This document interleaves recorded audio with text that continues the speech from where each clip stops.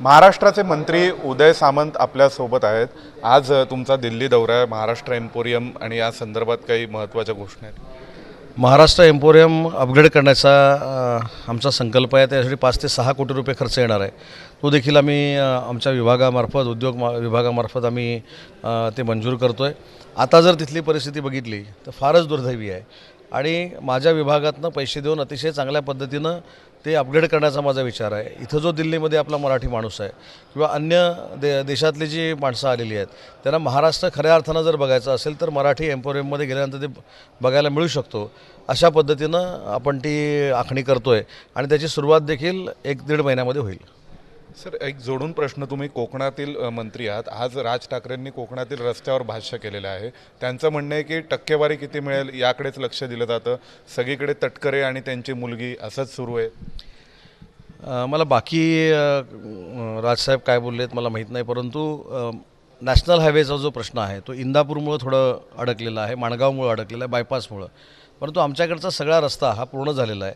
एक 4-4.5 किलोमीटरची लेंथच आता फक्त बाकी असेल। परंतु आज रत्नागिरीतनं निघाल्यानंतर तुम्ही 5व्या तासाला मुंबईमध्ये पोहोचू शकता, इतका रस्ता चांगला झालेला आहे। म्हणजे कोकण रस्त्याचा जो मार्ग होता, तो जो अडचण होती ती सगळी दूर झाली, कारण त्यांचा आरोप आहे की गडकरी म्हणतात की कंत्राटदार पळून जातात।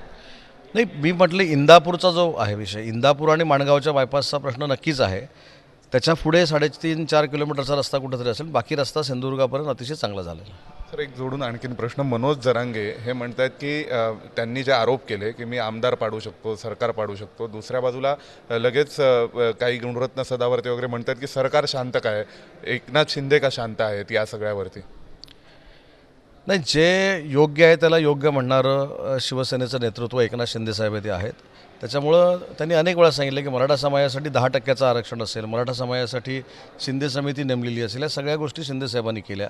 आणि त्याच्यानंतर देवेंद्रजी देखील मराठा समाजासाठी मार्ग काढतायत, त्याच्यातनं अनेक निर्णय घेत आहेत।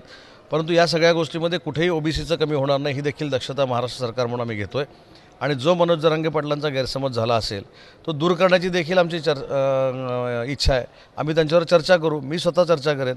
परंतु या सगळ्या या बाबीमध्ये कोणाच्या तरी सांगण्यावरनं किंवा कोणाच्या तरी बोलण्यावर विश्वास ठेवून मनोजदादांनी आपलं मत बनवू नये, त्यांनी सरकारशी चर्चा करावी हीच माझी विनंती आहे। यापूर्वीसुद्धा चर्चेत तुम्ही समन्वयक असायचात, यावेळी तुमचं काही बोलणं झालं आहे आता काल परवाच्या दिवसात? झालं ना, 2दा माझं बोलणं झालेलं आहे। मी हेच सांगितलं की जे काही दाखले रद्द झालेले आहेत, हे रद्द झालेल्यापेक्षा दिलेत किती, तर ते देखील हजारो लाखो दाखले आपण दिलेले आहेत।